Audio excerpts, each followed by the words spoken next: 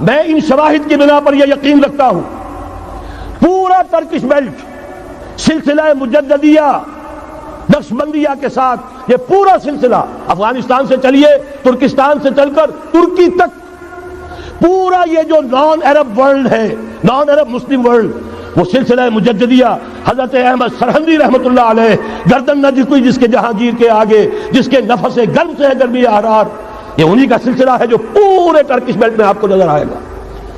پھر شاہ ولی اللہ جیسا مفکر.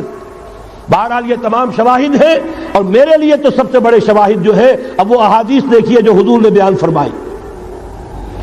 جب یہ مارکا گرم ہوگا ایک حدیث ہے حضور فرماتے ہیں ابن ماجہ کی روایت ہے حضرت عبداللہ ابن حارث رضی اللہ تعالی عنہ سے یخرج ناس من المشرق یوطئون للمہدی یعنی سلطان ہی. جب اس عالم عرب میں دیکھیے ایک بات میں عرض کر چکا ہوں بڑی تلخ بات ہے عالم عرب ہمارا بہتر حصہ ہے افضل حصہ ہے ان کو اللہ نے فضیلت ہم سے بہت زیادہ دی ہے. سب سے بڑی فضیلت کہ محمد خود صلی اللہ علیہ وسلم عرب تھے یہ رتبہ بلند ملا جس کو مل گیا. پھر مستقل فضیلت اللہ کا کلام ان کی زبان میں موجود ہے مادری زبان. لہذا اگر انہوں نے کوتاہی کی انہوں نے پیٹھ دکھائی بہت بڑے مجرم ہیں اس میں کوئی شک نہیں. اور یہی وجہ ہے یہ سارے ملاحب وہی ہونے ہیں. ایسی ایسی بھاری جنگیں حضور فرماتے ہیں اتنے لوگ ہلاک ہوں گے کہ پرندہ اڑتا چلا جائے گا اترنے کی جگہ نہیں ملے گی لاشیں ہی لاشیں ہوں گی. یہ شکل ہونے والی ہے. اور میں تو چونکہ ایک مضمون اور کتابچے کی شکل میں بھی شائع ہو چکا ہے جس میں کہ حضور کی اس حدیث کے حوالے سے میری امت پر بھی وہ سب کچھ وارد ہوگا جو سابقہ امت پر ہوا اسی کے حوالے سے عرض کر چکا ہوں. اگر اس صدی میں ہولوکاسٹ میں 60 لاکھ یہودی مارا گیا ہے کوئی اسی کا دوبارہ چربا جو ہے امت مسلمہ پر بھی آنے والا ہے. لیکن اس کے بعد پھر ان کے لیے فوجیں جائیں گی مشرق سے. وہاں جو امام ہوں گے جو بھی ان کو لیڈ کر رہے ہوں گے حضرت مہدی.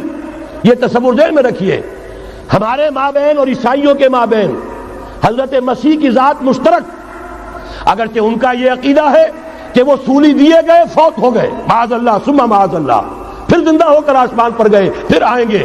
ہم کہتے ہیں نہیں وہ سولی دیے ہی نہیں گئے وہ زندہ آسمان پر اٹھائے گئے واپس آئیں گے. گویا کہ بہت حد تک اشتراک ہے لیکن ایک اختلاف بھی ہے. اسی طرح حضرت مہدی کے بارے میں شیعہ اور سنی تصورات میں اتفاق بھی ہے اختلاف بھی ہے. یقیناً امت مسلمہ امت عرب مجھے تو اقبال کا وہ شعر یاد آتا ہے خون اسرائیل آ جاتا ہے آخر جوش میں توڑ دیتا ہے کوئی موسیٰ طلسم سامری. تو کیا خون اسماعیل جوش میں نہیں آئے گا؟ حضرت اسماعیل کی نسل میں حضور اور حضور کی صاحبزادی حضرت فاطمہ رضی اللہ تعالی عنہا. حضور نے فرمایا میری اس بیٹی کی نسل میں اللہ تعالیٰ ایک شخص کو اٹھائے گا جو اس وقت مسلمانوں کی قیادت کرے گا. یہ چیز ہمارے اور اہل تشیع کے مابین مشترک.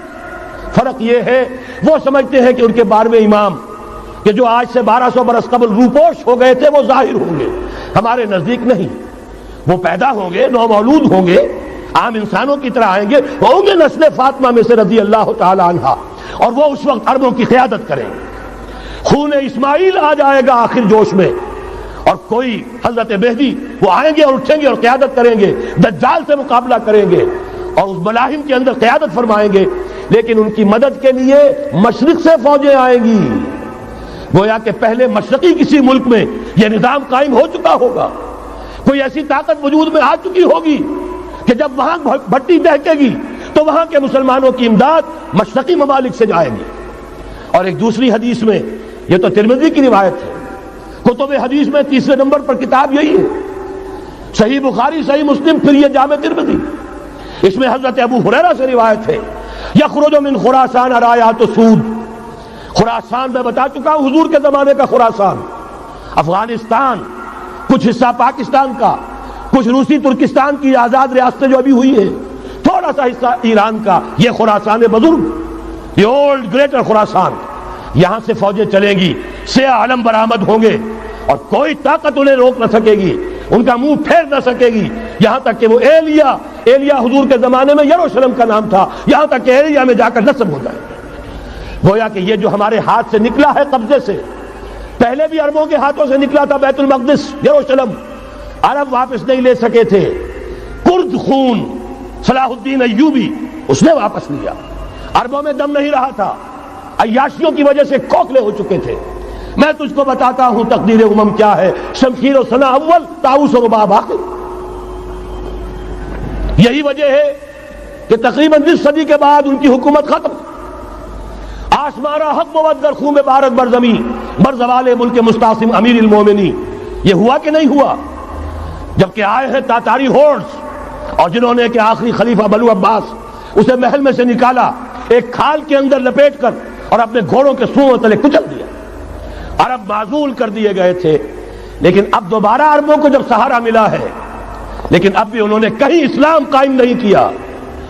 کوئی روس کا غلام رہا، کوئی امریکہ کا غلام رہا، کسی نے اس کا ساتھ دیا، کسی نے اس کا ساتھ دیا۔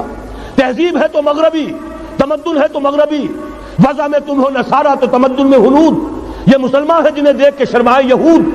یہی معاملہ جب ان کا ہوا تو اب اللہ تعالیٰ کی طرف سے ان کے اوپر وہ عذاب کی بھٹی گرم ہونے والی ہے۔ لیکن اس کے بعد پھر یہاں سے جائیں گے وہ جو ان کی مدد کریں گے، اور یہ ایلیا کو واپس لینے والے، یہ مشرق سے چلنے والے لشکر ہوں گے۔ یہ 2 حدیثیں ابھی سن لیجئے، اور تیسری حدیث یہ ہے، حضور نے فرمایا، یہ سنن نسائی کی روایت ہے، قال رسول اللہ صلی اللہ علیہ وسلم عصابتان من امتی احوذهم اللہ من النار احرزهم اللہ من النار۔ میری امت کے 2 لشکر ایسے ہوں گے جنہیں اللہ نے آگ سے نجات دے دی ہے، پہلے ہی سے ڈکلیئرڈ ہے۔ عصابت تغزو الہند، ایک لشکر کے جو ہند پر حملہ آور ہوگا، وعصابت تکون مع عیسیٰ ابن مریم علیہ السلام، اور دوسرا لشکر وہ ہے جو حضرت عیسیٰ کے ساتھ جا کر اور ان کے ساتھ مل کر یہودیوں کے خلاف جنگ کرے گا۔ میں اس حدیث کا جو مطلب سمجھتا ہوں واللہ عالم، یہ اسی علاقے میں جب انقلاب آ جائے گا، یہ علاقہ خراسان اور پاکستان، جب یہاں نظام خلافت قائم ہوگا، یہاں سے اسلام کی توسیع ہوگی، اور یہاں سے جانب مشرق ہند اور جانب مغرب یہ جو یہودیوں کا سیلاب آ رہا ہے، ان دونوں کا مقابلہ کرنے کے لیے انشاءاللہ العزیز، ورنہ یہ عصابتان جو ہے ایک حدیث میں جمع کرنے کی کوئی اور حکمت ہو نہیں سکتی، ورنہ تو ہندوستان پہ کئی لشکر آئے ہیں، لیکن یہ کہ در حقیقت اسی وقت جبکہ عالم عرب میں وہ بھٹی دہکے گی، اسی وقت یہاں انقلاب آ چکا ہوگا۔ ایک طرف یہاں سے مدد کے لیے لشکر جائیں گے کہ جو مسلمان عرب جو ہیں ان کی مدد کریں گے، حضرت مہدی کے جھنڈے تلے لڑیں گے، حضرت مہدی کی حکومت کو مستحکم کریں گے، یؤتون للمہدی۔ دوسری طرف وہ ہندوستان کی طرف پیش قدمی کریں گے، اور یہیں سے جیسے اس وقت سیلاب نکلا تھا جزیرہ نما عرب سے، ایک داہنی طرف ایک بائیں طرف، ایران، افغانستان، ترکستان، ادھر مصر، لیبیا، الجزائر، مراکش، باریطانیہ، اسی طریقے سے انشاءاللہ اسی علاقے سے اس کا آغاز ہوگا اور بات آگے بڑھے گی۔ تو غرض اصل حاصل کیا ہے؟ یہ ہونا ہے، پچھلے آثار ثابت کر رہے ہیں کہ ہونا ہے، حضور کی احادیث بتا رہی ہے کہ یہی سے ہونا ہے۔ ہوا صرف یہ ہے ہم بھٹک گئے، ہمیں اپنی منزل یاد نہ رہی۔ میں تو بہرحال ان لوگوں میں سے ہوں جنہوں نے نعرے لگائے تھے پاکستان کا مطلب کیا، لا الہ الا اللہ۔ میں سن 46 میں یہاں حبیبیہ ہال میں قائد اعظم نے مسلم اسٹوڈنٹ فیڈریشن کے جس اجلاس کو خطاب کیا تھا، ضلع حصار سے جو 2 ڈیلیگیٹ آئے تھے ان میں سے ایک میں تھا۔ میں نے بہرحال اس تحریک میں بھی حصہ لیا ہے، ایک ننھے کارکن کی حیثیت سے لیا ہے، پھر حالات کو بدلتے اپنے آنکھوں سے دیکھا ہے، ہم کہاں سے کہاں جا پہنچے ہیں۔ ضرورت صرف اس بات کی ہے کہ آج ہمارا حال یہ ہے، ہماری قیادت، ہماری سیاست ان لوگوں کے ہاتھ میں ہے کہ وہ فریب خوردہ شاہی کے پلاہ و کرگسوں میں اسے کیا خبر کہ کیا ہے، تب وہ تابع جاویدانہ، ان کی تہذیب مغربی، ان کی ذہنیت مغربی، ان کی وضاقتہ مغربی، ان کا تمدن مغربی، ان کی سوچ مغربی، ان کے سارے اطوار مغربی۔ لہذا در حقیقت ایک تو یہ کہ ان سے چھٹکارا پانا، اور دوسرے یہ کہ در حقیقت مغرب کی تمام طاقتوں کو للکارنے کے لیے اس قوم کے اندر سے جذبہ ایمان، جذبہ جہاد کو برآمد کرنا، یہ 2 کام ہیں جو کرنے ہیں۔ اور اگر ہم یہ کر لیں گے، جیسا کہ میں نے آیت آپ کو سنائی تھی، اللہ کا کوئی وعدہ غیر مشروط نہیں، ایمان اور عمل صالح، ایمان اور جہاد، یہ وعدے پورے کرو گے تو اللہ کا وعدہ بھی پورا ہوگا۔ لیکن ظاہر بات ہے جیسے یہودیوں نے یورپ کو فتح کیا اور آج وہ مغرب یہودیوں ہی کے زیر اثر ہمیں فتح کرنے پر تلا ہوا ہے۔ آج نوٹ کیجئے، جس طرح 3 اطراف سے یہودیوں نے حملہ کیا یورپ پر، میں اس کا تذکرہ کر چکا ہوں، آج ہم پر بھی اسی طرح کا 3 pronged اٹیک ہے۔ نمبر 1، ایٹمی دانت نہ نکلنے پائیں اس قوم کے، رول بیک کرانے کے لیے خاموش ڈپلومیسی، اس کے ہتھ کنڈے، کہیں ان میں طاقت نہ ہو جائے، کہیں یہ چیلنج کرنے کی پوزیشن میں نہ آ جائیں، اپنے پاس ایٹمک ہتھیاروں کے انبار ہوں، لیکن کسی مسلمان ملک کے پاس آ گیا تو وہ اسلامک بام بن جائے گا۔ اگر وہ اسرائیل کے پاس ہے کوئی حرج نہیں، لیکن پاکستان کے پاس کسی صورت میں ہتھیار نہیں ہونا چاہیے۔ کمزور رکھو، ہمارے دستے نگر رہے، ہماری ہی مرضی پر، ہمارے چشم ابرو کے اشارے پر حرکت کریں۔ نمبر 2، اباحیت، بے حیائی، عریانی، فحاشی، اس کا سیلاب، اور سب سے بڑھ کر خاندانی نظام کو برباد کرنے کے لیے یہ بہبود آبادی کا پروگرام۔ اور دیکھیے جادو وہ جو سر چڑھ کر بولے، مسلمانوں کے ہاتھوں کرا رہے ہیں۔ قاہرہ میں کانفرنس کرائی ہے ایک مسلمان ملک میں، اور یہ کہ اس کو آرگنائز کرنے والی ایک پاکستانی مسلمان عورت۔ یہ ہے در حقیقت کہ وہ لوگ اگر کرنا بھی چاہتے ہیں تو اس کا الزام بھی براہ راست اپنے اوپر نہیں، بلکہ یہ کہ خود کوئی مسلمان ہو جو یہ کام کرے۔ اب جو سیلاب آئے گا، جس کے لیے مدد بھی دی جا رہی ہے، اس سے ہمارے سارے بندے حیا ٹوٹ کر رہ جائیں گے، خاندانی نظام درم برم ہو کر رہ جائے گا۔ جو ابھی تک اللہ کا شکر ہے کہ ہمارے ملک کے اندر انٹیکٹ ہے کچھ اوپر کا طبقہ جو بالکل ہی مغربی تہذیب میں رگا گیا ہے، ورنہ ہمارے ہاں خاندان کا نظام ابھی انٹیکٹ ہے۔ لیکن یہ کہ یہ سیلاب بھی بڑی شدت سے آ رہا ہے، یہ چیزیں بیک وقت کیوں ہو رہی ہیں؟ اور تیسرا اور سب سے زیادہ سٹل وار، سب سے زیادہ یوں سمجھیے کہ جو لطیف، جو کہ ایک طرح کا احسان جتایا جا رہا ہے، ڈالروں کی اب یلغار۔ اب یہاں پر امریکی سرمایہ، ڈالر چاہے مشرق سے آئے چاہے مغرب سے آئے، وہ یہودیوں کا اعلی کار ہے۔ آپ نے اگر $1 نوٹ کا اگر کبھی نقشہ دیکھا ہو، اس کے اوپر جو سگنیا بنا ہوا ہے، جو نشان ہے، وہ کیا ہے؟ پیرامڈ، احرام مصر۔ یہ کن کے لیے اہمیت رکھتے ہیں؟ ہزارہا یہودیوں کا خون اور ان کی ہڈیاں ان پیرامڈز کے تلے دبی ہوئی۔ جب یہ احرام بنائے گئے تھے، یہ یہودی وہاں غلامی کے دور میں تھے، بیگار ان سے لی جا رہی تھی، بڑے بڑے پتھر جب گرتے تھے تو پسنے والے یہودی ہوتے تھے۔ یہ ان کی اپنی جیسے ہولوکاسٹ، جیسے انہوں نے اس کو اپنا سمبل بنایا ہوا ہے، اسی طریقے سے پیرامڈ، مصر کا پیرامڈ، یہ گویا کہ ان کے اس زوال کا ایک نشان ہے۔ اور اس پر ایک آنکھ بنی ہوئی ہے، ایک آنکھ، کان دجال کی آنکھ، وہ دیکھ رہی ہے۔ عجیب ہے یہ سمبل۔ نیچے لکھا ہوا ہے نووس آرڈو سکلورم، اور یہ در حقیقت 1776 جو نیچے لکھا ہوا ہے وہ رومن حروف کے اندر، یہ 1776 ہے جو میں بتا چکا ہوں، آرڈر آف الومناٹی وساپ نے قائم کیا تھا۔ عام دنیا یہ سمجھتی ہے کہ شاید یہ امریکہ کا یوم آزادی ہے، سن آزادی ہے۔ 1 مئی اس آرڈر آف الومناٹی کی تاسیس 1 مئی کو ہوئی ہے۔ یہ 1 مئی جو منایا جاتا ہے، دھوکہ یہ دیا گیا ہے کہ یہ شکاگو کے جو مزدور ہیں ان کی یادگار ہے۔ حقیقت میں یہ 1 مئی اور 1776 آرڈر آف دی الومناٹی کی تاسیس کی تاریخ ہے۔ یہ تمام معاملہ سمجھ لیجئے۔ ڈالر در حقیقت ہم نے ابھی تازہ ندائے خلافت میں نعیم صدیقی صاحب کی نظم شائع کی ہے، 45 برس بلکہ شاید اس سے بھی زیادہ عرصے کی پرانی نظم ہے جو ہم نے شائع کی ہے۔ ڈالر میرے اس دیش کو ناپاک نہ کرنا، اور میں تو انہیں داد دیتا ہوں، جو کچھ انہوں نے، شاعر کہتے ہیں اس کو جو صاحب شعور ہے، اس صاحب شعور نے جو مشاہدہ کیا ہے کہ ڈالر آئے گا تو کیا آئے گا ہمارے ہاں، اس کے پوری داستان اس تازہ ندائے خلافت میں ہم نے نہ معلوم کہاں سے اس کو کھود کر نکلوایا ہے۔ ہم ان کا احسان مانتے ہیں کہ انہوں نے اپنی یہ پرانی نظم، اب ان کی جماعت تو سب بھول بھال گئی ان چیزوں کو، اسی لیے وہ اسے تج کر باہر بھی اب آ گئے۔ بہرحال ہمیں تو ان کی ایک ایک چیز جو ہے، مجھے تو وہ شعر آج کا اگر آپ نے جنگ کا میرا کالم پڑھا ہو، میری تو فکر کے اندر رچ بس گیا ہے۔ پاکستان کے بارے میں جب کہا تھا، اے آندھیوں سنبھل کے چلو اس دیار میں، امید کے چراغ جلائے ہوئے ہیں ہم، ہماری امیدوں کے چراغ ہے یہ، اسلام کا گہوارہ بننے والی ملک ہے یہ، اس کو ہم نے قائم کیا تھا اسلام کے لیے۔ یہ آندھیاں نہ چلیں، اس ملک کو ہم نے اسلام کے چراغ جو ہے ہم نے اس میں روشن کیے ہوئے ہیں، اے آندھیوں سنبھل کے چلو اس دیار میں، امید کے چراغ جلائے ہوئے ہیں ہم۔ بہرحال یہ تیسرا سیلاب ہے، ننگی سرمایہ داری، جس کی پھر لعنتیں ہوتی ہیں، ایک طرف فقر، ایک طرف احتیاج، ایک طرف بھوک، ایک طرف دولت کے انبار۔ پہلے بھی ہمارے ہاں فرق کم نہیں ہے، لیکن اب جو ہوگا اگر یہ بات پوری ہو گئی تو وہ ننگی سرمایہ داری، اور سرمایہ داری ہی در حقیقت یہود کا سب سے بڑا ہتھ کنڈا ہے۔ یہ بینکنگ کا نظام، یہ سارا کا سارا سودی نظام، یہ آئی ایم ایف، یہ ورلڈ بینک، یہی تو ان کے سب سے بڑے ادارے ہیں۔ تو واقعہ یہ ہے کہ تین طرف سے ہم پر حملہ ہو رہا ہے۔ اور یہ سود کے بارے میں کیا کہا تھا اقبال نے؟ ادربا آخر چمی زائد فتن، اس سود کے ام الخبائث کے پیٹ سے سوائے فتنوں کے اور کیا برآمد ہو سکتا ہے؟ کسند آنت لذت قرض حسن، کسی کو قرض حسنہ کی لذت یاد نہیں رہی، بغیر سود کے قرض دو۔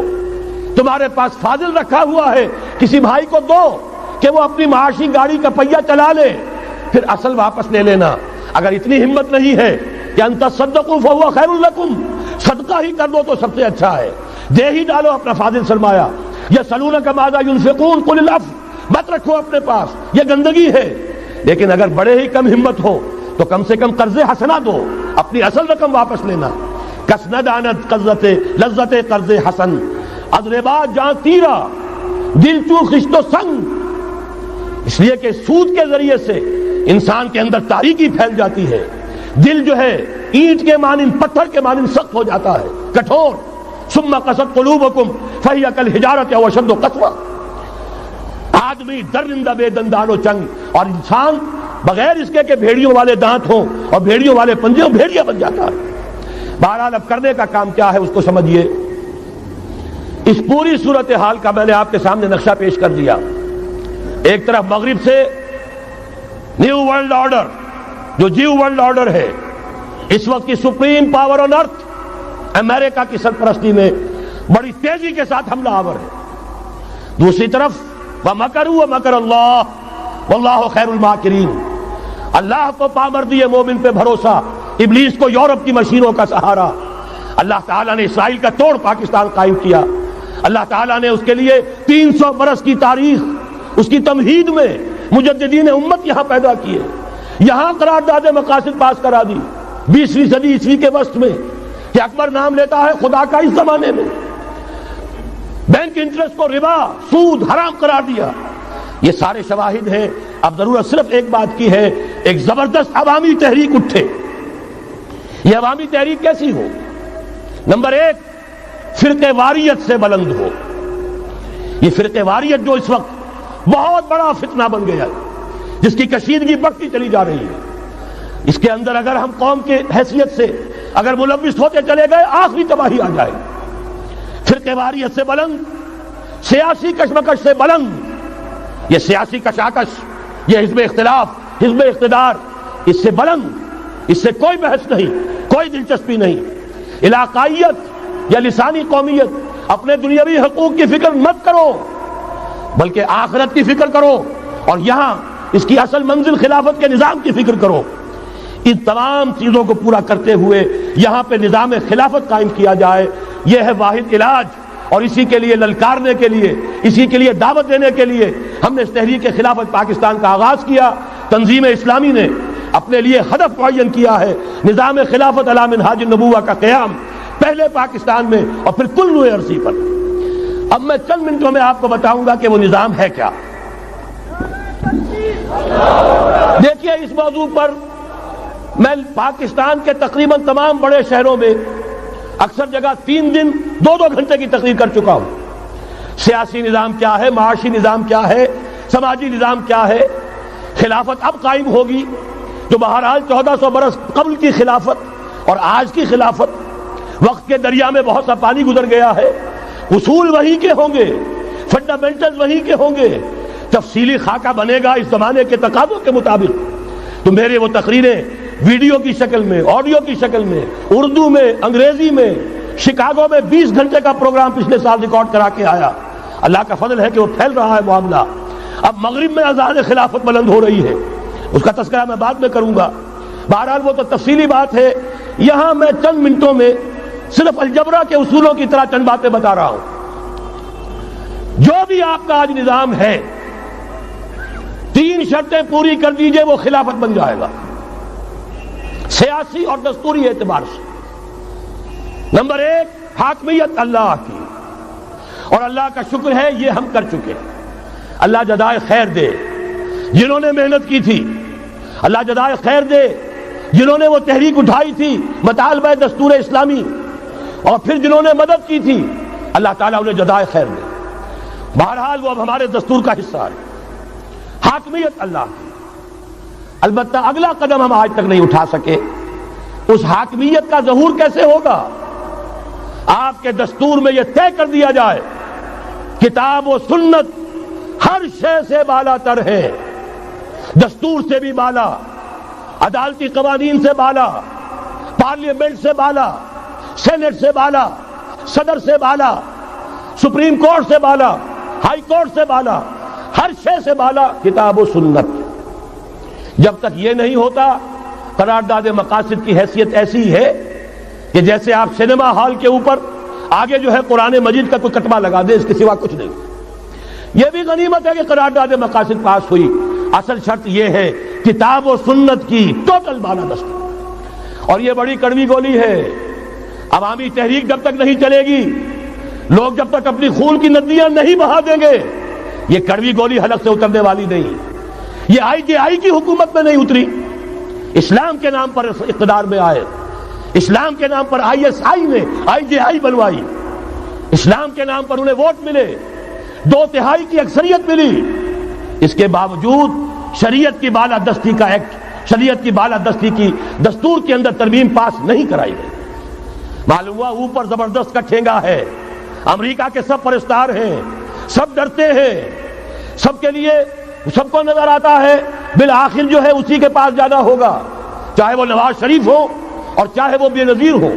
ایک کھلم کھلا ہے، اور اب تو میں کہتا ہوں نواز شریف بھی کھلم کھلا ہے. آج کے اس دور میں انہوں نے اسلام کا نام کبھی نہیں لیا، اس سے تو بالکل تائب. بس صرف فرق یہ رہ گیا ہے بے نظیر کھلم کھلا بھی مذاق اڑا لیتی ہے اسلامی صداؤں کا، اسلامی قوانین کا. یہ اس پر ذرا خاموش ہے. لیکن یہ کہ اپنی تحریک میں ہمارے بہت سے جو سیاسی قائدین ہیں مسلمانوں کے، کتنے بیانات آپ نے پڑھے ہوں گے، ذرا اسلام کا نام لے دے ہم ساتھ ہو جائیں گے. مولانا سمیع الحق صاحب کا بیان آیا، ذرا اسلام کی بات کرے تو ہمارے اور بہت سے علماء اور ہمارے طارق صاحب جو ہے انہوں نے بھی کہا کہ میں ہم ساتھ آ جائیں گے. لیکن یہ کہ بڑا پکا ثابت ہوا نواز شریف اسلام کا نام نہیں لیا. یہ بات جان لیجئے، یہ اس کے بغیر، قربانی کے بغیر اصل یہی منزل ہے، اصل کٹھن یہی ہے. یہ کتاب و سنت کی بالادستی، اس کو قبول کرنا، اختیار کرنا، یہ بغیر عوامی تحریک کے، بغیر قربانیوں کے ممکن نہیں ہوگا. بہرحال دوسری بات یہ، اور تیسری بات، کسی غیر مسلم کو نظام خلافت میں قانون سازی میں شریک نہیں کیا جا سکتا. جس قانون کی بنیاد کتاب و سنت، جو نہ کتاب کو مانے نہ سنت کو مانے، اس کا اس ملک کی قانون ساز اسمبلی میں جانے کا مطلب کیا ہے؟ ان کی علیحدہ اسمبلیاں ہوں، ان کے جو حقوق ہیں مائنورٹیز کی حیثیت سے ان کی گارنٹی دی جائے، ان کی جان، مال، عزت، آبرو کا پورا تحفظ، ان کی پوری مذہبی آزادی، ان کی عبادت گاہوں کی پوری ضمانت، ان کی حفاظت کی، ان کا پرسنل لا ہو، سب کچھ ہوگا. قانون سازی میں غیر مسلم شریک نہیں ہو سکتا. نظام خلافت کی اعلیٰ ترین سطح کی پالیسی بنانے میں غیر مسلم شریک نہیں ہو سکتا. یہ معاملات ہمیں، یہ کڑوی گولیاں ہیں، لیکن صرف 3 گولیاں ہضم کر لیجئے، یہ نظام خلافت کا نظام بن جائے گا. البتہ چوتھی بات اور عرض کر دوں، وہ کہتا ہوں بہتر ہے کہ اس پارلیمانی نظام کی لعنت جو انگریزوں کی وراثت کے طور پر ہمیں ملی ہے، اسے چھوڑ کر صدارتی نظام اختیار کیا جائے. وہ صدارتی نظام جو نظام خلافت سے قریب تر ہے، انہوں نے ہم سے لیا ہے. اقبال نے کہا ہے، ہر کجا بینی جہان رنگ و بو، زاں کے از خاکش برو یا دارزو، یا نور مصطفیٰ اورا بہاش، یا ہنوز اندر تلاش مصطفیٰ. اگر کوئی اچھائی ان کے پاس ہے وہ نور مصطفیٰ سے مانگی ہوئی ہے. یہ خلافت کے نظام کا چربہ ہے. ایک شخص کو منتخب کرو، اب اسے اختیار دو، اس کے ہاتھ کھلے رکھو، اسے کام کرنے دو. ہاں، امپیچمنٹ کا نظام ہو، غلط ہو تو اسے سیدھا کرنے کا نظام ہو. اس کے لیے آپ امپیچمنٹ کا نظام آج کی جو امریکہ کی حکومت ہے اس میں بھی ہے. اور کیسا ہے کہ ذرا سا اندیشہ ہوا تھا اور نکسن صاحب جو بھاگ کھڑے ہوئے تھے.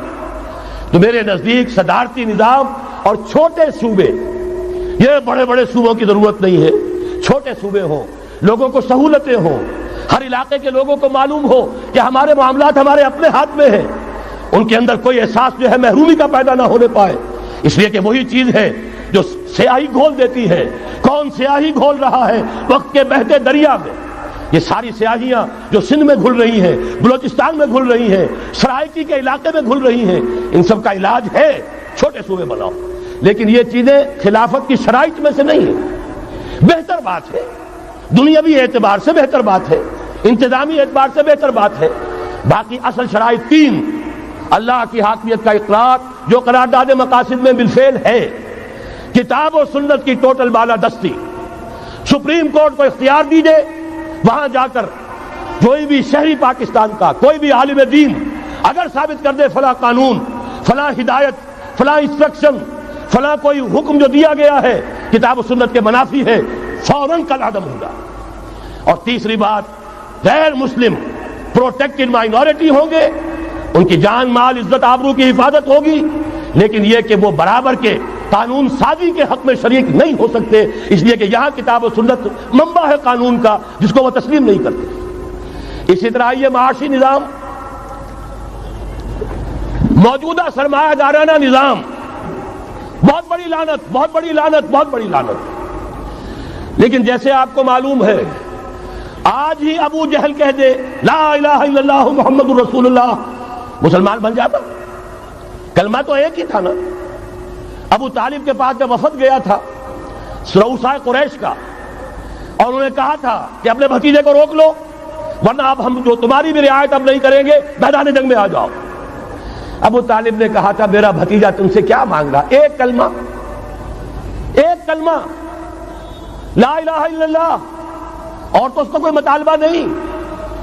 انہوں نے کہا، ابو سفیان اس وقت تک کیونکہ ابھی کفر میں تھے، شرک میں تھے، انہوں نے کہا وہ ایک کلمہ جو وہ مانگ رہا ہے وہ ہمارے سارے معبودوں کی نفی کر دیتا ہے. وہی تو سب سے بڑی مصیبت ہے.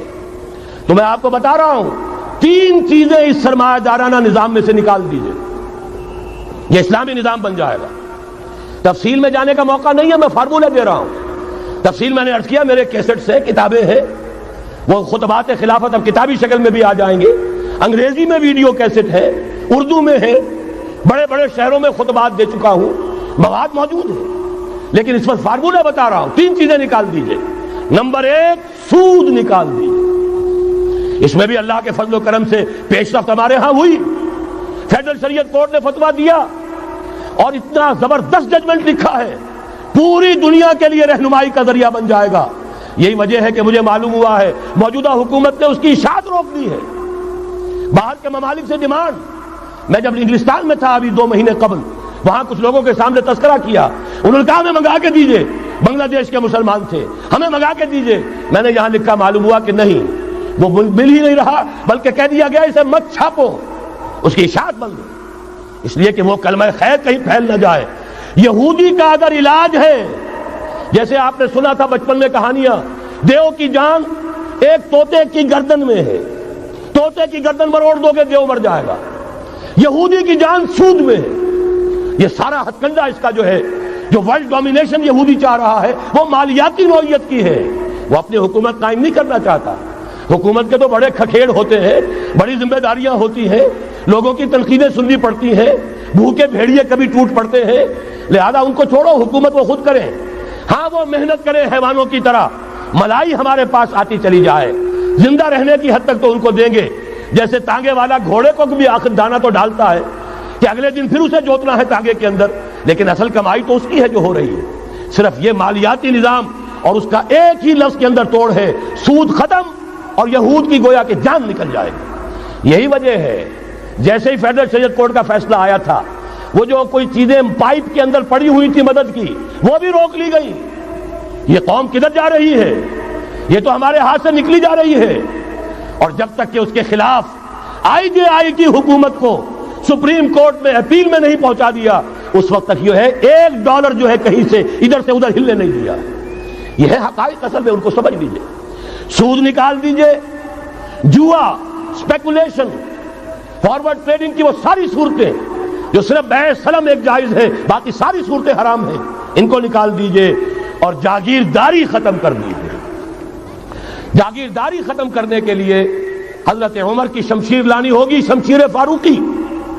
ان کا یہ فتویٰ تھا، اجماع تھا کہ جو ملک، جو علاقے بزور شمشیر فتح ہوئے ہیں وہ کسی کی انفرادی ملکیت نہیں رہیں گے، وہ امت مسلمہ کی اجتماعی ملکیت ہے۔ کوئی انچ زمین، اسی وجہ سے ہمارے ہاں فرق ہے خراجی اور عشری۔ عشری زمین ملکیتی ہوتی ہے، اس میں سے ایک مسلمان جس کی ملکیتی زمین ہے اس کا وہ 10واں حصہ یا 20واں حصہ پیداوار کا دے کر فارغ، اور جو خراجی زمین ہوتی ہے وہ کسی کی ملکیتی نہیں ہوتی، وہ تو مسلمانوں کی ہے، نظام خلافت کی ہے۔ جو کام کر رہا ہے چاہے مسلمان ہو چاہے غیر مسلم ہو، وہ کاشت کرے گا، آدھا اس کا ہے، آدھا ریاست کا ہے، بیت المال کا ہے۔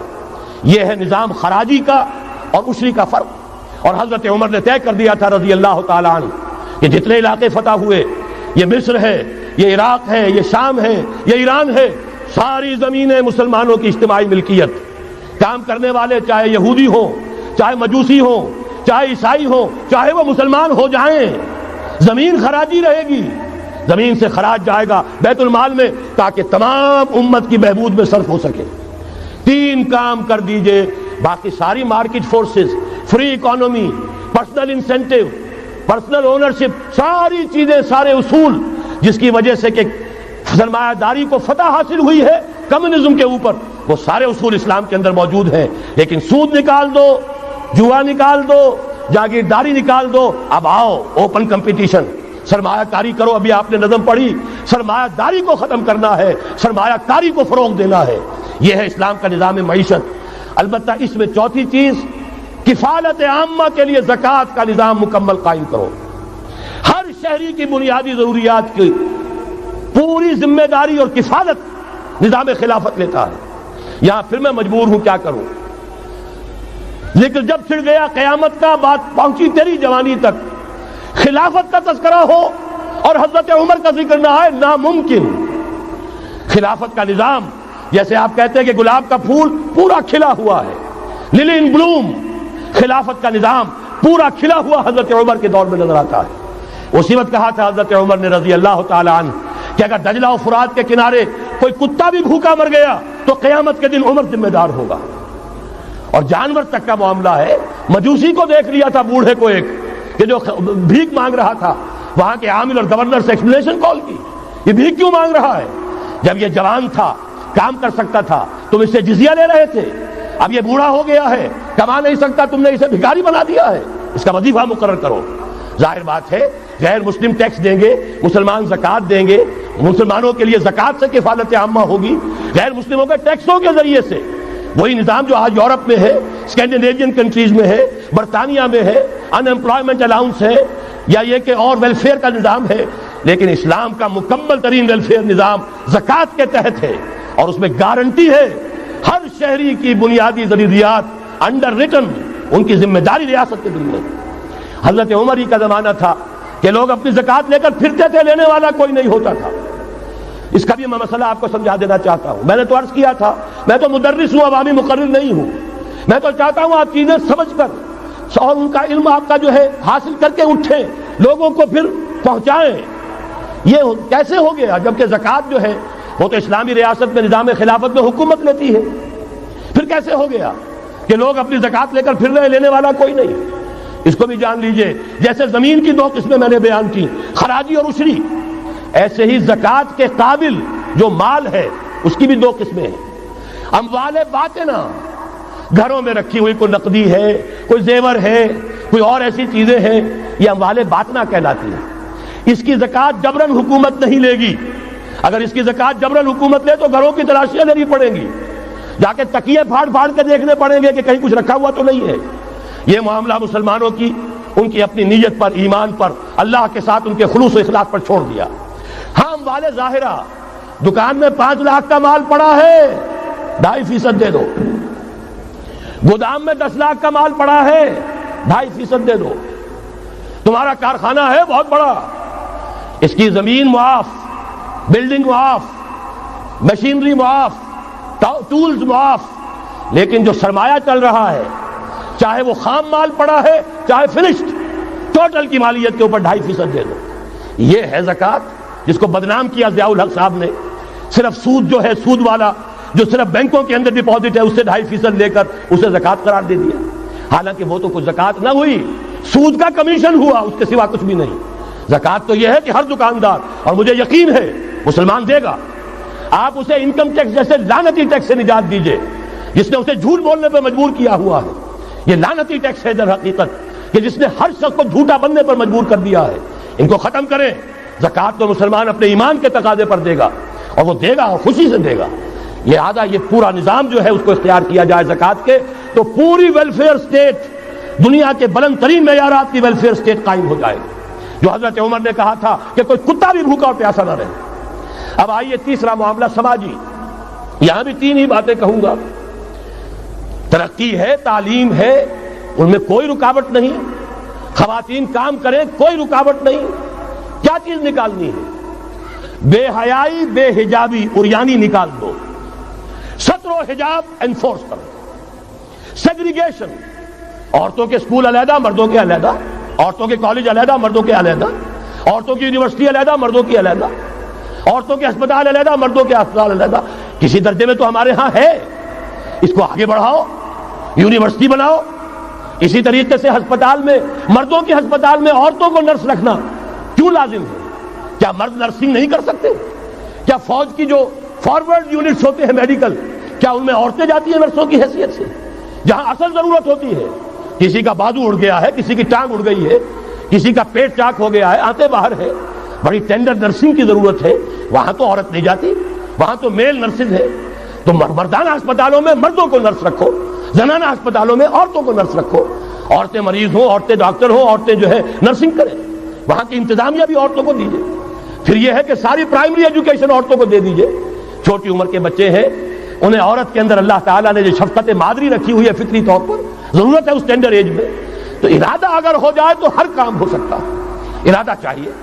یہ کہ بے ستری، بے حجابی، عریانی، فحاشی کا خاتمہ کرو. نمبر 2، شراب اور منشیات کا خاتمہ کرو. اس کے لیے آئرن ہینڈ بلکہ آئرن فسٹ کی ضرورت ہے. یہ کر کے دکھایا، ایرانیوں نے کر کے دکھا دیا. ہم سے کہیں زیادہ گرے پڑے تھے، ہم سے کہیں زیادہ یہ خرابیاں ان کے معاشرے میں موجود تھی. کر کے دکھایا کہ نہیں کر کے دکھایا؟ یہ ہو رہا ہے. لہذا یہ کہ یہ کام کیا جائے، اور زنا اور قذف کے جو اصل اللہ تعالیٰ کی طرف سے، اللہ کے رسول کی طرف سے جو سزائیں ہیں اور حدود اور تعزیرات ہیں ان کو نافذ کیا جائے. یہ 3 چیزیں کر دیجئے، یہی معاشرہ ہوگا. کوئی یہ نہیں کہتا کہ صحراؤں میں جا کر آباد ہو، کوئی آپ سے یہ نہیں کہتا کہ جائیے دوبارہ اونٹوں پہ سفر شروع کیجئے. جو ترقی ہوئی ہے، اللہ تعالیٰ نے علم دیا ہے انسان کو، اللہ تعالیٰ نے ٹیکنالوجی عطا فرمائی انسان کو، اور رحمان کا دیا ہوا علم ہے. علم آدم الاسماء کلھا، یہ اسی علم اسماء کا ظہور ہے پوری دنیا کے اندر. اسے خیر کا، برکت کا ذریعہ بناؤ. میں نے 3 باتیں بتائیں آپ کو. نمبر 1، اللہ کی حاکمیت، کتاب و سنت کی ٹوٹل بالادستی. نمبر 3، اور غیر مسلموں کو قانون سازی میں شریک نہیں کیا جا سکتا. وہ پروٹیکٹڈ مائنورٹی، ان کی جان، مال، عزت و آبرو کی حفاظت کا ذمہ ہے، مذہبی آزادی کا ذمہ ہے، لیکن وہ ہماری قانون سازی میں، اعلیٰ ترین سطح کی پالیسی سازی میں شریک نہیں ہو سکتے. نمبر 2، یہی سارا نظام، یہی سرمایہ کارانہ نظام، سرمایہ دارانہ نظام کو 3 چیزیں نکال دیں گے، وہ سرمایہ دارانہ نہیں رہے گا، سرمایہ کارانہ ہو جائے گا. یہ سرمایہ کارانہ نظام، سود نکال دو، جوا نکال دو، جاگیرداری ختم کر دو، یہی رحمت ہو جائے گی. اللہ کی ربوبیت عامہ، ربوبیت کاملہ کے آپ کو منظر نظر آئیں گے. جاگیرداری کا خاتمہ کر دیجئے. اسی طریقے سے بے حجابی، فحاشی، عریانی. نمبر 2، شراب اور منشیات. نمبر 3، جو حدود ہیں شریعت کے، ان کو نافذ کیجئے تاکہ معاشرہ اسلامی معاشرہ بنے. اب آخری بات ہے میری، اور اسی کے ضمن میں کچھ مطالبے ہیں جو آج ہمیں کرنے ہیں حکومت سے. پہلی بات یہ کہ یہ خلافت کیسے آئے گی.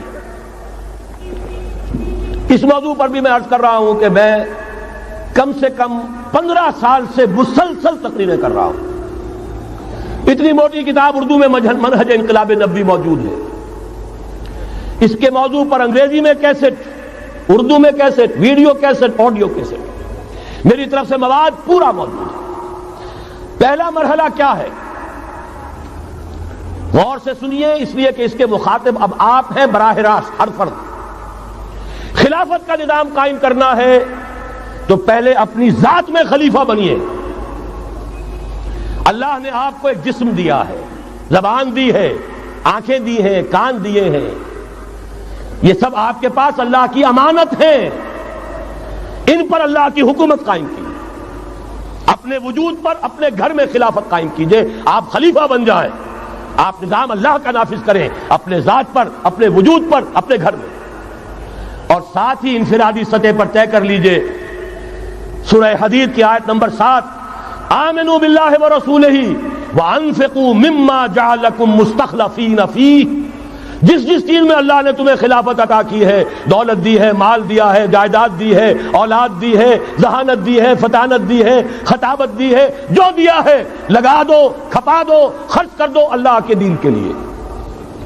یہ ہے پہلی خلافت۔ اپنے وجود پر اللہ کی حکومت قائم کرو، اپنے گھر میں اللہ کی حکومت قائم کرو، اپنی معاشرت اسلامی بناؤ، اپنے معاش کو اسلامی بناؤ، اور جو کچھ اللہ نے دیا ہے، جسم و جان کی توانائیاں ہوں، صلاحیتیں ہوں، قوتیں ہوں، مال ہو، اولاد ہو، لگا دو، کھپا دو، صرف کر دو اللہ تعالیٰ کے دین کے غلبے کے لیے۔ یہ ہے انفرادی خلافت۔ جان لیجئے جب تک افراد اس خلافت کا حق ادا نہیں کریں گے، اجتماعی خلافت کبھی نہیں آئے گی۔ آرزویں کرتے رہیے، لیس بامانیکم ولا امانی اہل الکتاب، نہ تمہاری خواہشوں سے کچھ ہوگا نہ اہل کتاب کی خواہشوں سے ہوگا۔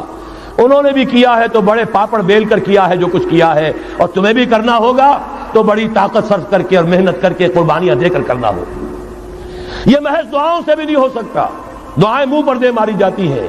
جو کچھ کر سکتے ہو کر گزرو، پھر دعا مانگو، دعا قبول ہوگی۔ اگر یہ نہیں ہے تو دعا منہ پر دے ماری جائے۔ لہذا اگر کام کرنا ہے، تیسری بات، محض دعوت و تبلیغ اور نصیحت اور وعظ سے نہیں ہوگا۔ اگر محض دعوت اور تبلیغ اور تعلیم اور تربیت اور وعظ اور نصیحت سے ہو جاتا تو حضور صلی اللہ علیہ وسلم مسلمان تو کجا کسی کافر کے خون کا ایک قطرہ زمین پر نہ گرنے دیتے۔ آپ سے زیادہ رؤوف اور رحیم کون ہوگا؟ لیکن آپ نے بھی ہاتھ میں تلوار لی ہے۔ وانزلنا الحدید، ہم نے لوہا اتارا ہے، فیہ باس شدید، اس میں جنگ کی صلاحیت ہے، ومنافع للناس، لوگوں کے لیے اور فائدے بھی ہیں، توا پر ہاتھ پھکنی چمٹا بھی بنا لیتے ہو، لیکن اصل میں یہ ہے جنگ کے اسلحہ کے لیے، اور یہ تمہیں اس لیے دیا گیا وَلِيَعْلَمَ اللَّهُ مَن يَنصُرُهُ وَرُسُلَهُ بِالْغَيْبِ، کون ہے جو اس ہتھیار کو ہاتھ میں لے کر کھڑے ہوں اور اللہ اور اس کے رسولوں کی مدد کرے۔ اللہ اور رسول کی مدد سے مراد کیا؟ اس کا نظام خلافت قائم۔ تو محض دعوت و تبلیغ سے نہیں ہوگا، اور انتخابات سے تو بالکل نہیں ہوگا۔ یہ تو یوں سمجھیے کہ واقعہ یہ ہے کہ اگر آپ مجھ سے پوچھیں، سب سے بڑا صدمہ جو مجھے ہے، سب سے بڑا صدمہ وہ ان مذہبی جماعتوں کے کردار کی وجہ سے ہے جنہوں نے اس ملک میں آ کر سیاست کی کشاکش اور انتخابی سیاست کے اندر اپنا سارا وقت، ساری توانائیاں ضائع کر دی، کچھ حاصل نہیں ہوا، گھٹی میں ایسا پڑ گیا ہے، کچھ چسکے ایسے لگ گئے ہیں، کچھ وی آئی پی ٹریٹمنٹ، میں نے بھی 2 مہینے مزہ چکھا اس لیے جانتا ہوں۔ اللہ تعالیٰ جو ہے اس طرح کے تجربات کرا دیتا ہے، ورنہ کیسے اندازہ ہو؟ وی آئی پی علیحدہ اتر رہے ہیں، آپ کے لیے گاڑی آپ کے بالکل دروازے پر کھڑی ہوئی ہے، سیڑھی سے اترے آپ جہاز کے اور گاڑی موجود ہے، یہ ساری وی آئی پی ٹریٹمنٹ مل رہا ہے، اور یہ کوریڈورز آف پاور میں گھومنا پھرنا، ان جاگیرداروں کے ساتھ بیٹھنا، ان کے سے ولیمے کرنا، ان کے سے ٹھاٹ، ظاہر بات ہے ان کے ولیموں میں جائیں گے تو انہیں بھی بلائیں گے، ویسے ہی کرنے پڑیں گے، پھر لاکھوں کروڑوں آپ بھی خرچ کریں گے۔ یہ ساری لعنتیں جو آئی ہیں مذہبی جماعتوں کے اندر، یہ صرف اس انتخابی سیاست کی وجہ سے۔ میں بڑے صدمے سے عرض کر رہا ہوں، واقعہ یہ ہے میرے نزدیک اس ملک میں اسلام کے نہ آنے کا پہلا مجرم مسلم لیگ نہیں ہے، پہلی مجرم وہ جماعتیں ہیں جنہوں نے اپنا سارا وقت انتخابی سیاست میں اور اقتدار کی کشاکش میں صرف کر دیا۔ مسلم لیگ کا بہت بڑا احسان، قائد اعظم کا بہت بڑا احسان، انہوں نے آپ کو ملک لے دیا، اس سے زیادہ کا نہ ان کا دعویٰ تھا نہ ان سے توقع ہو سکتی تھی۔ پیر جماعت علی شاہ نے یہ کہا تھا، میں ان کے قول کا بہت بڑا قائل ہوں، ان کی ذہانت اور فطانت کا۔ جب ان سے کہا گیا ہے رحمت اللہ علیہ کہ آپ اتنے بڑے، آپ مقتدا ہیں، مرشد ہیں، اتنی بڑی روحانی شخصیت ہے، ایک داڑھی مولے کے ہاتھ پر بیعت کر لی آپ نے، یہ اشارہ تھا قائد اعظم کی طرف۔ حضرت پیر جماعت علی شاہ رحمۃ اللہ علیہ نے فرمایا بھائی میں نے اس کے ہاتھ پر بیعت نہیں کی، میرا تو مقدمہ ہے، ایک قومی مقدمہ ہے ہندو قوم کے ساتھ، اور مجھے اس مقدمے کے لیے ایسا وکیل چاہیے جس میں دو وصف موجود ہو، مہارت پوری ہو، قانون کو جانتا ہو، ماہر ہو، اور دوسرے یہ کہ بکنے والا نہ ہو۔ میں نے اپنے قومی مقدمے کے لیے وکیل کیا ہے محمد علی جناح۔ ظاہر بات ہے 100% بات صحیح، اور ان کے اس کردار کو دشمنوں نے مانا، نہرو نے، گاندھی نے، ان کے بڑے بڑے دشمنوں نے مانا۔ یہ شخص جو کہتا ہے he means what he says، یہ جو کہتا ہے وہی اس کے دل میں ہوتا ہے، اس کے ہاں کوئی ہیر پھیر نہیں ہے۔ بہرحال انہوں نے ملک لے دیا، یہ بہت بڑا احسان۔ آگے کام تھا رجال دین کا، رجال دین یا تو لگے رہے صرف اپنے مدرسوں میں اور خانقاہوں میں، تبدیلی کا احساس ہی نہیں ہوا کہ کتنا بڑا انقلاب آ گیا ہے، اب ہم انگریزی دور میں نہیں ہیں، اب یہ ایک مسلمانوں کی حکومت بن گئی ہے، اب تو توانائی ہونی چاہیے اس کو اسلامی بنانے کے لیے۔ اور جو جماعتیں چلی گئی انتخابات میں، واقعہ یہ ہے کہ سب سے گھناؤنا کردار، اور اس ملک میں اسلام کے آنے میں جو بھی رکاوٹ رہی ہے، سب سے بڑا فیصلہ کن رکاوٹ کا معاملہ ان مذہبی جماعتوں کا کردار۔ اس سے ہٹ کر کیا کرنا ہے، میں نے عرض کیا پہلے، اور یہ میں آپ سے کہہ رہا ہوں، خدا کے لیے سوچئے، آج کی رات جا کر سوچئے، خلیفہ بننا ہے اپنی ذات میں، اپنے وجود پر خلافت قائم کیجئے، اپنے گھر میں خلافت قائم کیجئے، توبہ کیجئے اللہ کی جناب میں، یا ایھا الذین آمنوا توبوا الی اللہ توبۃ نصوحا، بڑے خلوص کے ساتھ توبہ کیجئے، اپنی معاشرت کو، معیشت کو درست کیجئے، اور یہ کہ اپنا تن من دھن، ان صلاتی و نسکی و محیای و مماتی للہ رب العالمین، اس کا فیصلہ کیجئے۔ یہ پہلا مرحلہ ہے بڑا کڑوا، بڑا بھاری، لیکن یہ بھی میں آپ سے عرض کر دوں، جو ارادہ کر لے اس کے لیے بہت آسان، اللہ تعالیٰ کی مدد آتی ہے۔ تم کرو ہمت، توفیق ہم دیں گے، تم کرو فیصلہ، تحصیل ہماری طرف سے ہوگی، آسانی ہماری طرف سے ہوگی۔ فَسَنُيَسِّرُهُ لِلْيُسْرَىٰ، آسانی کے لیے آسان کرتے چلے جائیں گے۔ جو پہاڑ نظر آتے ہیں شروع میں، معلوم ہوتا پہاڑ نہیں، ریت کے ٹیلے تھے، ہمارے قدموں تلے بکھر کر رہ گئے ہیں۔ کر کے دیکھیے، ارادہ کیجئے، عزم کیجئے، طے کیجئے، ان صلاتی و نسکی و محیای و مماتی للہ رب العالمین، اور میرے پاس جو کچھ ہے وہ میرے خدا کا ہے، مجھے اسی کے لیے صرف اپنی زندگی کا تار برقرار رکھنے کے لیے جو ناگزیر ضرورت ہے وہ پوری کرو، باقی لگا دو، کھپا دو۔ آمنوا باللہ ورسولہ وانفقوا مما جعلکم مستخلفین فیہ، جس چیز میں خلافت دی ہے خرچ کر دو۔ دوسرا مرحلہ، یہ خلفاء، ابھی انصاری صاحب نے وہ آیت آپ کو سنائی تھی، ثم جعلناکم خلائف، خلائف جمع ہے خلیفہ کی، ہر مسلمان خلیفہ ہے، یہ سمجھ لیجیے اچھی طرح۔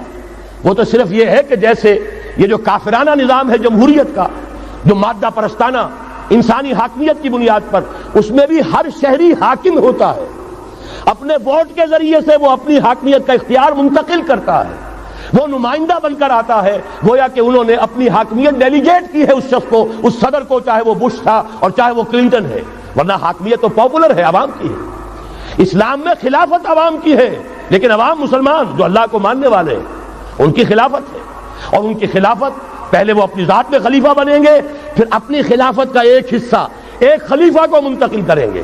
جب تک خلافت نہیں ہوتی ایک جماعت کے امیر کو منتقل کریں گے وہی حصہ۔ علیکم بالجماعہ، طاقت بنو، قوت بنو، علیکم بالجماعہ، ید اللہ علی الجماعہ، اللہ کی تائید، اللہ کی نصرت، اللہ کی طرف سے برکت جماعت پر آتی ہے، افراد پر نہیں آتی۔ جمع ہو جاؤ۔ حضرت عمر نے تو جو اثر نقل فرمایا وہ آخری درجے کا ہو سکتا ہے، لا اسلام الا بالجماعہ، ولا جماعہ الا بالامارہ، ولا امارہ الا بالسماع، ولا سماع الا بالاطاعہ۔ اسلام ہے ہی نہیں جماعت کے بغیر، اور جماعت نہیں ہے امارت کے بغیر، امارت بغیر اس کے بغیر نہیں ہو سکتی کہ ان کا حکم سنو، اور سننے کا کچھ حاصل نہیں جب مانو نہ۔ اسی لیے فرمایا آمرکم بخمس، مسلمانوں میں تمہیں 5 باتوں کا حکم دے رہا ہوں، اللہ امرنی بہن، اللہ نے مجھے ان کا حکم دیا ہے، بالجماعت والسمع والطاعت والہجرت والجہاد فی سبیل اللہ۔ تفصیل میں جانے کا موقع نہیں۔ دوسرا مرحلہ جماعت، ہم نے اسی اصول پر تنظیم بنائی، ہم نے اسی لیے اس کی بیعت کا نظام قائم کیا۔ نحن الذین بایعوا محمدا علی الجہاد ما بقینا ابدا، صحابہ کہتے ہیں بایعنا رسول اللہ صلی اللہ علیہ وسلم علی السمع والطاعت فی العسر والیسر والمنشد والمکرہ وعلی حسرۃ علینا وعلی لا ننازع الامر اہلہ وعلی ان نقول بالحق اینما کنا لا نخاف فی اللہ لومۃ لائم۔ پھر صدمے کی بات کہہ رہا ہوں، کوئی مذہبی جماعت سوائے تنظیم اسلامی کے نہیں ہے جس نے اس مسنون طریقے تنظیم کو اختیار کیا ہو۔ اللہ کا شکر ادا کرتے ہوئے کہہ رہا ہوں، تحدیثاً للنعمہ کہہ رہا ہوں، اس بیعت کی سنت کو تازہ کیا ہم نے، جماعت بنائی ہم نے۔ ہمارے ہاں بیعت رہ گئی تھی صرف پیری مریدی کی بیعت، صرف اصلاح نفس کی بیعت۔ اصل بیعت وہ در حقیقت جو مسنون بیعت ہے وہ بیعت جہاد ہے، وہ بیعت جماعت ہے، تاکہ اللہ کے دین کو قائم کرنے کے لیے، خلافت کو برپا کرنے کے لیے اجتماعی جد و جہد کی جا سکے۔ اس کے بعد یہ جماعت کیا کرے گی؟ وَلْتَكُن مِّنكُمْ أُمَّةٌ يَدْعُونَ إِلَى الْخَيْرِ وَيَأْمُرُونَ بِالْمَعْرُوفِ وَيَنْهَوْنَ عَنِ الْمُنكَرِ۔ انتخابات نہیں لڑے گی، کسی کو کندھا دے کر اوپر نہیں پہنچائے گی، پھر اس کی ٹانگ گھسیٹ کر نیچے نہیں گرائے گی۔ یہ دھندے نہیں کرنے، یہ کھیل نہیں کرنے، ادھر جانا ہی نہیں۔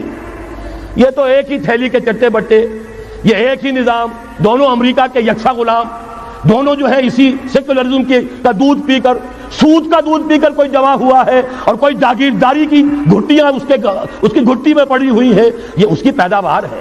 ان میں سے کسی کے ساتھ کوئی خیر نہیں ہے، لیکن یہ ہے کہ الیکشن تو جب بھی کراؤ گے وہی آئیں گے۔ لاکھ آپ تیسری قوت بننے کی امید میں ایئر مارشل اصغر خان بوڑھے ہو گئے، دور اسکار ہوئے، از عمر رفتہ ہوئے۔ اب قاضی حسین احمد صاحب تیسری قوت بننے کی فکر میں آئے تھے، کبھی وہ طاہر القادری صاحب تیسری قوت بننے کی فکر میں آئے تھے۔ جب تک یہاں جاگیردارانہ نظام ہے، کون سی تیسری قوت آ سکتی ہے؟ مت ماری گئی ہے، عقلیں جو ہے بیچ کھائی ہے، کیا ہوا ہے؟ کبھی تو آخر ہوش آنا چاہیے۔ یہ وہی آئیں گے، ایک لغاری نہیں دوسرا لغاری، ایک مداری نہیں دوسرا مداری، یہ تو وہی آئیں گے، انہی کا کھیل ہے۔ ایک بہت بڑا تمندار سر جمال خان لغاری، اس کا پوتا آج ہے آپ کا صدر۔ ایک اور بہت بڑا تمندار، دونوں سر تھے، سر شاہ نواز بھٹو، اس کی پوتی وزیر اعظم۔ یہ تو ان کا جو ہے میوزیکل چیئرز کا گیم ہے۔ تم نے خامخواہ جا کر اپنے آپ کی اپنی عزت کا بھی ڈھیلا کرایا، اپنی جو ہے وہ اوقات ضائع کیے ہیں۔ اس کی بجائے کرنا کیا ہے؟ نہیں انل منکر، بدی سے روکو۔ جب تک طاقت نہیں ہے کافی، طاقت فراہم کرتے رہو، جمع کرو۔ اعدوا لهم ما استطعتم، اپنی نفری بڑھاؤ، تربیت بڑھاؤ، ایثار اور قربانی کا مادہ بڑھاؤ، نظم کی پابندی کا جذبہ بڑھاؤ، بڑھاتے رہو بڑھاتے رہو۔ با نشہ درویشی در ساز و دما دمزن، چون پختہ شوی خدرا بر سلطنت جم زن۔ جب طاقت کافی ہو جائے اب میدان میں آؤ، للکارو، کہو اب نہیں چلنے دیں گے اس حرام کام کو، نہیں چلنے دیں گے اس ملک میں سود کو، نہیں چلنے دیں گے اس ملک میں جاگیرداری کو، نہیں چلنے دیں گے یہاں بے حیائی اور فحاشی کو۔ گھیراؤ کریں گے، پکٹنگ کریں گے، کسی کی جان اور مال کو نقصان نہیں پہنچائیں گے، اداروں کا گھیراؤ ہوگا، ان تمام چیزوں کی برائیوں کا استحصال ہوگا۔ پھر گولیاں چلے، سینوں پر کھائیں گے، اللہ وہ دن لائے اور ہمیں اس کے لیے اہل بنائے۔ شہادت ہے مطلوب و مقصود مومن، نہ مال غنیمت نہ کشور کشائی، اس کے سوا کوئی راستہ نہیں ہے۔ اس کے بغیر جو بھی خواب دیکھتا ہے جنت الحمقاء میں رہتا ہے، یا اپنے آپ کو دھوکہ دے رہا ہے، یا دوسروں کو دھوکہ دے رہا ہے، اور کوئی امکان نہیں ہے۔ ایک ہی راستہ ہے۔ اگر محمد الرسول اللہ اور ان کے ساتھیوں کو انہی وادیوں میں سے گزرنا پڑا، اگر طائف کا پتھراؤ محمد الرسول اللہ کو اپنے جسم اطہر پر جھیلنا پڑا، دندان مبارک محمد الرسول اللہ کے شہید ہوئے، خون کا فوارہ ان کا چھوٹا، سینکڑوں صحابہ جن میں حضرت حمزہ جیسے بھی ہے، اسد اللہ و اسد رسول، جن کی لاش کا نقشہ ابھی آپ نے سنا، ناک کٹی ہوئی ہے، کان کٹا ہوا ہے، پیٹ چاک کر کے کلیجہ چبایا گیا ہے۔ حضور کو جو صدمہ ہوا ہے، مدینے جب واپس گئے ہیں، انصار کے گھروں سے عورتوں کے بین کرنے کی آوازیں آئیں، اس وقت تک حرمت نہیں ہوئی تھی، اور عربوں کا رواج تھا جیسے ہمارے ہاں دیہات میں جس طرح خواتین نوحے کرتی ہیں، بین کرتی ہیں، اس وقت تک وہاں ان کے ہاں بھی رواج تھا، تو وہاں ہو رہا تھا۔ 70 صحابہ شہید ہوئے تھے۔ وہ کوئی ہر شہید کسی کا بیٹا تھا، کسی کا شوہر تھا، کسی کا بھائی تھا، کسی کے ساتھ کوئی اور رشتہ تھا، پورا مدینہ جو ہے ماتم کدا بنا ہوا تھا۔ اس وقت حضور کی زبان سے بھی الفاظ نکل گئے، اما حمزہ تو فلا بواکی لہو، ہائے حمزہ کے لیے تو کوئی رونے والیاں بھی نہیں۔ تب انصار نے اپنے گھروں سے بھیجا خواتین کو حضرت صفیہ رضی اللہ تعالی عنہا کے ہاں، وہاں جاؤ اور تعزیت کرو۔ یہ ساری وادیاں ہیں جو طے کی ہیں محمد الرسول اللہ والذین معہ۔ سفر تبوک ہوا ہے جسے جیش العسرہ کہا گیا ہے۔ ایسا مرحلہ بھی آیا ہے 3 مجاہدین کو 24 گھنٹے کے راشن میں ایک کھجور ملی، ایک کھجور، 24 گھنٹے کا راشن۔ ان لوگوں نے یہ قربانیاں دی ہیں، اس کے بغیر نہیں ہوگا۔ تو ظاہر بات ہے اس کے لیے پہلے تیاری۔ کچے پکے لوگ اگر لے آئے، تو خاک میں مل اور آگ میں جل، جب خشت بنے تب کام چلے، ان خام دلوں کے عنصر پر بنیاد نہ رکھ، تعمیر نہ کر۔ یہ تو پختگا خام ہے جب تک تو ہے مٹی کا ایک انبار تو، پختہ ہو جائے تو ہے شمشیر بے زنہار تو۔ وہ پختہ ہو جائیں، اب ٹکر مول لو، آگے بڑھو، للکارو، آنکھوں میں آنکھیں ڈالو، باطل کا مقابلہ کرو، اس کے استحصال کے لیے اپنی جانیں قربان کر دینے کو سب سے بڑی کامیابی سمجھو۔ یہی واحد راستہ ہے، اس کے سوا جب وہ مرحلہ آ جائے گا، اللہ کرے کہ وہ آئے، اور میں اب اس وقت تو بیان نہیں کر سکتا، وقت بہت ہو گیا ہے۔ میری جو ایک کتاب چھپ چکی ہے سابقہ اور موجودہ مسلمان امتوں کے کا ماضی، حال اور مستقبل، آنے والی جو حالات ہیں ان کا ایک نقشہ میں نے بیان کیا جو احادیث نبویہ میں آیا ہے۔ میرا اندازہ یہ ہے کہ اب معاملہ زیادہ دور کا نہیں ہے، بلکہ ہمارے لیے تو نہ دور کا ہے نہ دیر کا ہے، انشاءاللہ یہیں سے ہوگا۔ بس صرف یہ ہے کہ فریب خوردہ شاہی اور بھٹکا ہوا آہو جو ہے اسے پھر اپنی منزل یاد آ جائے۔ کبھی بھولی ہوئی منزل بھی یاد آتی ہے راہی کو، اور بھٹکے ہوئے آہو کو پھر سوئے حرم لے چل۔ اس کے لیے وہ رہنمائی درکار ہے، آپ میں سے ہر شخص رہنما بن کر اٹھے، اس دعوت کا مبلغ بن کر اٹھے، جیسے کہ حضور نے اپنے خطبے کے آخر میں فرمایا تھا فَلْيُبَلِّغِ الشَّاهِدُ الْغَائِبَ۔ اب جو یہاں موجود ہیں وہ اپنا فرض سمجھیں کہ دوسروں کو پہنچائیں گے۔ اس حوالے سے یہ ہے کہ ہمارا لٹریچر، ہمارے ویڈیوز، آڈیوز، وہ ہم ہر چیز میدان میں موجود ہے، چیزیں لیجیے، استعمال کیجیے۔ اب میں چند پہلا رب نو یار دا شوق ہویا،